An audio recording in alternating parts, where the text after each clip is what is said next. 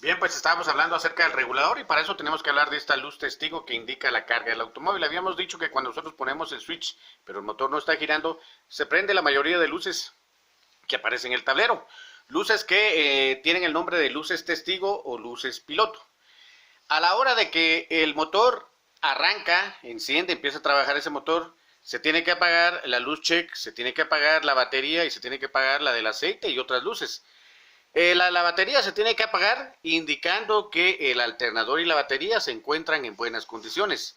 Si en el momento que usted arranca su vehículo y este de acá no se apaga, significa que hay un problema en el sistema eléctrico y en cualquier momento ese vehículo se va a quedar sin carga, se va a quedar a mitad de camino, posiblemente se vaya a quedar en algún otro lado, ¿verdad?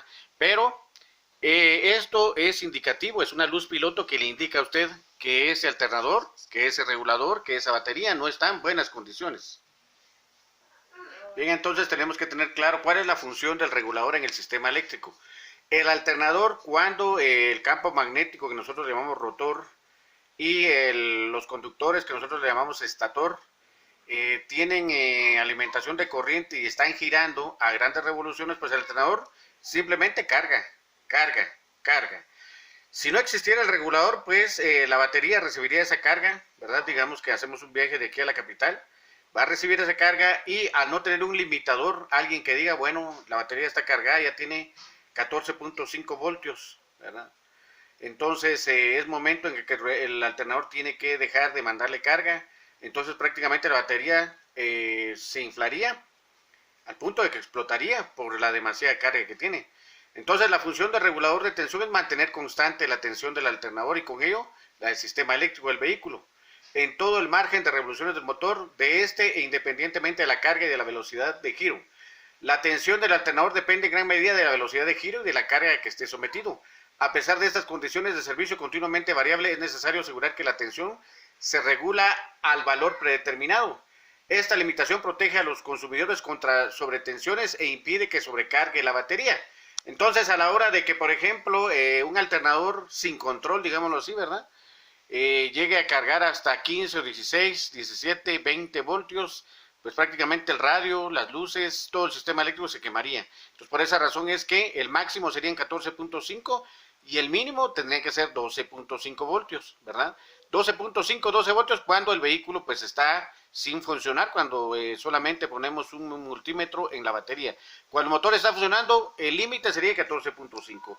De ahí para arriba serían 15 voltios, 16 voltios, 17 voltios. Es un peligro para el sistema eléctrico, puesto que las distintas lámparas, el radio, solo están hechas para funcionar con 12 voltios. Entonces la función del regulador es esa, mantener ese voltaje dentro de sus límites. Bien, pues acá tenemos un diagrama de lo que es.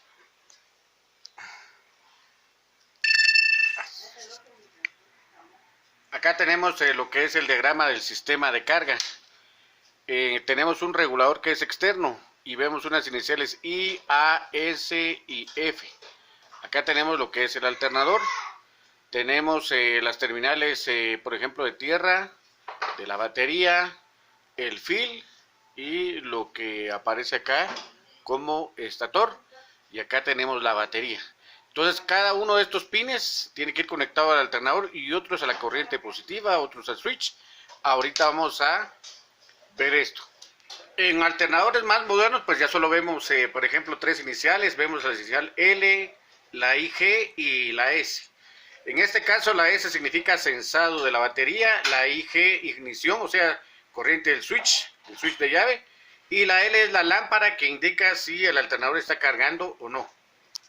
Van a haber dos tipos de reguladores para alternador, el regulador externo o de contactos que ya no se utiliza mucho en los automóviles, que es el que tenemos acá en la imagen, ¿verdad? Es un regulador externo que utilizaban los vehículos modelos 70 y todavía de los 80.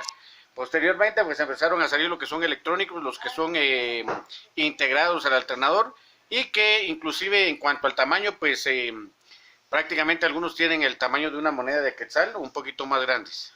El primer regulador, como les decía, se llama regulador electro